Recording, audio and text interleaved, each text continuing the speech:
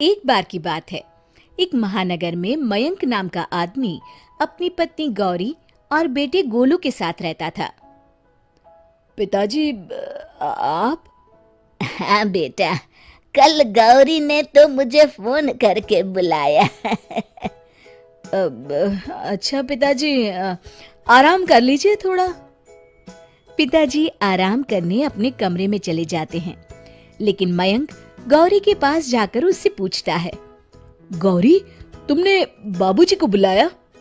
हाँ, मैंने उन्हें कल ही फोन किया था। इतनी जल्दी आ गए? पर क्यों?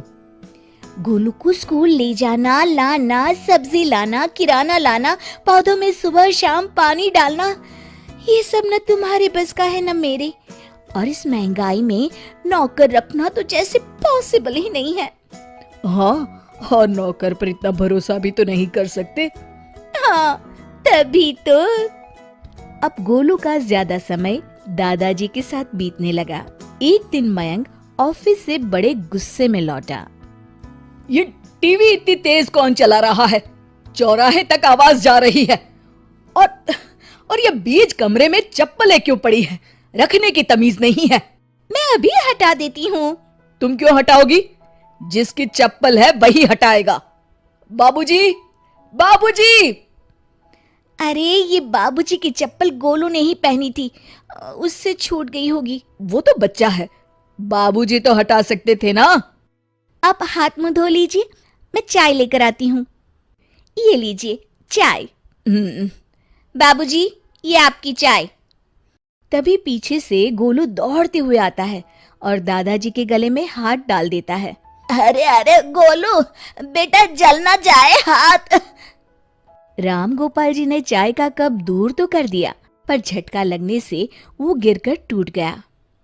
ओ, ये क्या किया बाबूजी? क्या हुआ बेटा?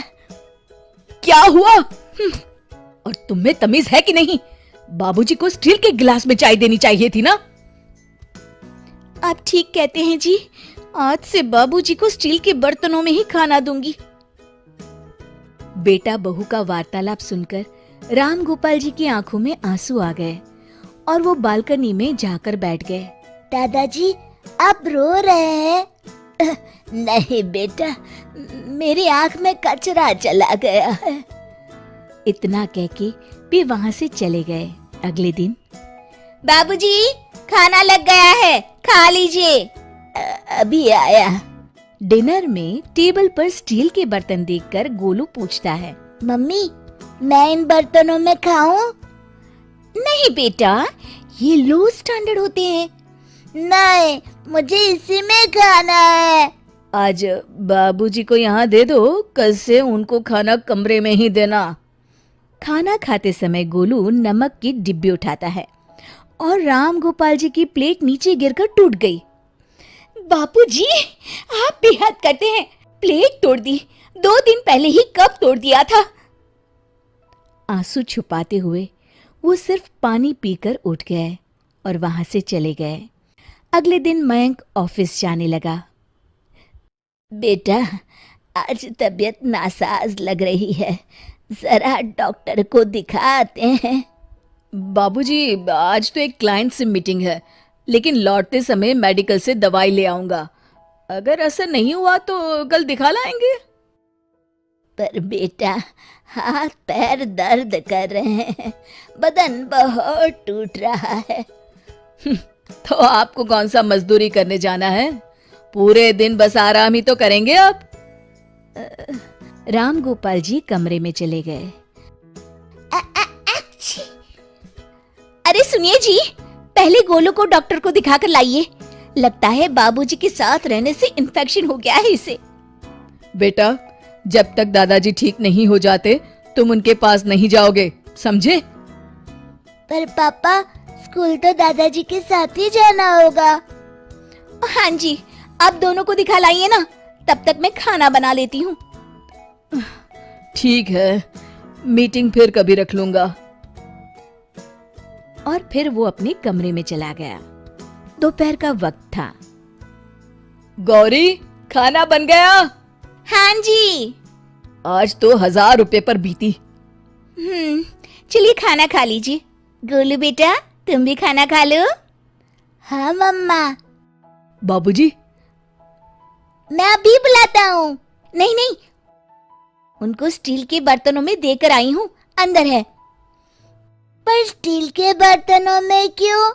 बेटा, जब कोई बूढ़ा हो जाता है ना, तो उनको स्टील के बर्तनों में खाना दिया जाता है। अल्ली, अब तो मेरी बेटी का बर्थडे आने वाला है।